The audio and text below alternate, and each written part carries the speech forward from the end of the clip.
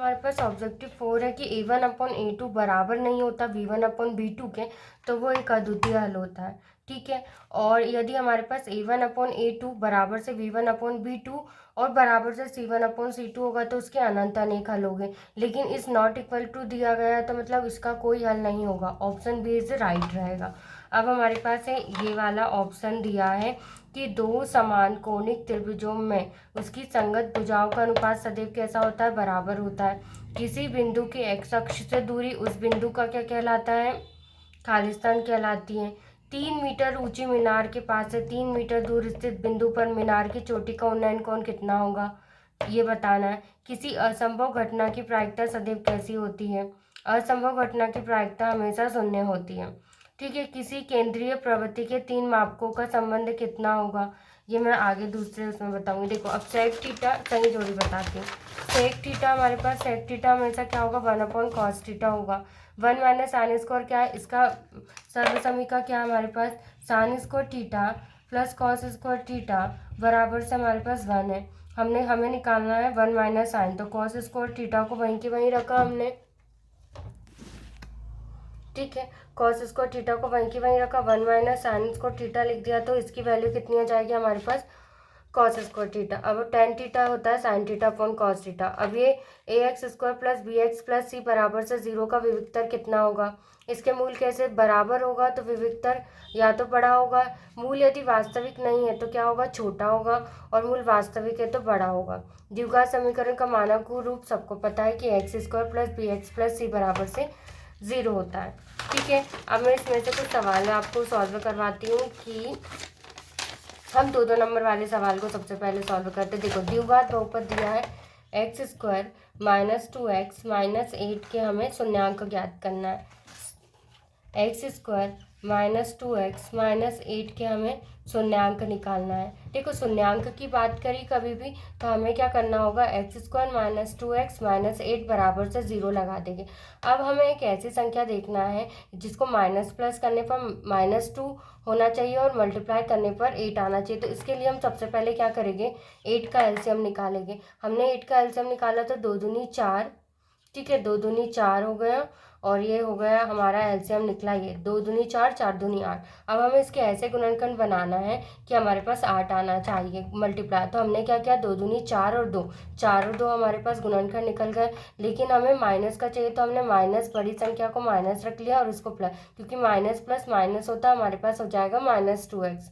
हमने लिखा x square minus 4x plus 2x minus 8 बराबर से 0।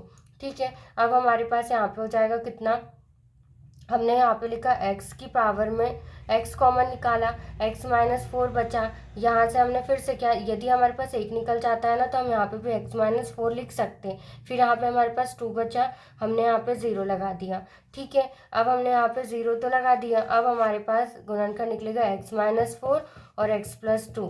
इसके शून्यांक की बात करेंगे तो दोनों के साथ शून्य बराबर से 0 लगा देंगे, इसके साथ भी बराबर से 0 लगा दिया, तो x बराबर से 4 हो जाएगा हमारे पास और x बराबर से 2 हो जाएगा। ठीक है, ये सवाल हुआ 2 नंबर। इसमें हमें 2 नंबर इतना इजीली मिल सकता है यदि हम प्री बोर्ड के पेपर में ये पेपर में आ सकता है बोर्ड की परीक्षा में, आप देख लेना अच्छे से, है ना। अब उसके बाद हमारे पास ये सवाल देखो कितने बार पूछा गया है, ये बोर्ड की क्लास के त्रैमासिक परीक्षा में भी, अर्धवार्षिक परीक्षा में भी। देखो अभाज्य गुणनखंड विधि से हमें निकालना अभाज्य, सबसे ईजी। यदि हमें ये नहीं आ रहा 306 और 657 का, तो देखो 8, 9 और 25 का एलसीएम निकालना। देखो 8, 9 और 25 का एलसीएम, सबसे पहले हमने क्या किया, 2 का एलसीएम निकाला। ठीक है, 2 दूनी कितना होगा, 2 चौके 8 हो गया। ठीक है, 2 दूनी 4, 2 एकम 2। अब 3 का निकालेंगे, 3 तिया 9, 3 एकम 3। 5 का निकाला, 5 25, 5 एकम 5।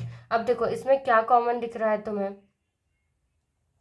8, 9 और 25 में क्या कॉमन दिख रहा है, देखो 2 दूनी 4, इसमें 5 25 हुआ, 5 इसमें भी कॉमन नहीं, इसमें क्या कॉमन है, 3 तिया 9, तो इसका एचसीएफ क्या होगा हमारे पास, 0 रहेगा।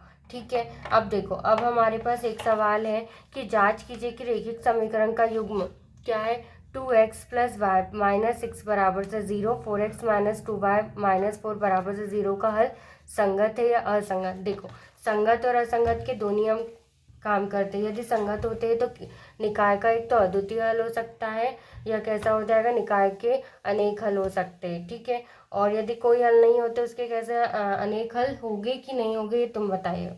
अब देखो इसमें हमें निकालना है 2x प्लस वाई -6 बराबर से 0, 4x -2y -4 इक्वल 0। देखो सबसे पहले हमने समीकरण 1 से तुलना करी तो a1 हमारे पास 2 हो गया, b1 हमारे पास 1 हुआ और c1 हमारे पास -6 हो गया।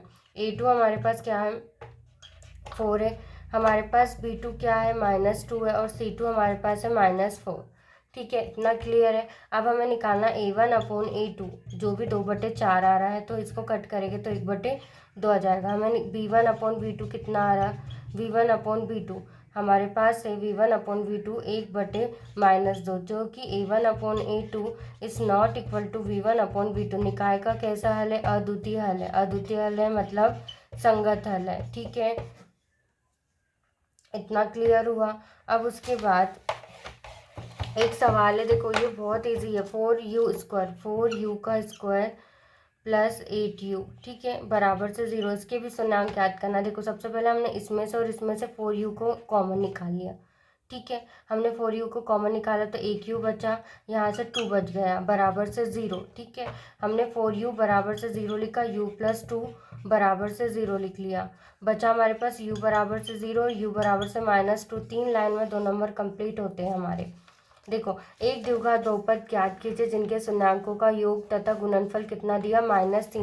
शून्यंकों का योग मतलब अल्फा प्लस बीटा कितना दे दिया गया है -3 दिया है, और अल्फा इंटू बीटा क्या दिया है हमारे पास 2 दिया है। तो x² minus alpha plus beta का क्या हो जाएगा x plus alpha into beta बराबर से 0। x² ये कितना अल्फा प्लस बीटा -3 दिया है प्लस हमारे पास x अल्फा इंटू बीटा 2, तो इसका समीकरण हो जाएगा x² plus 3x plus 2 equal 0।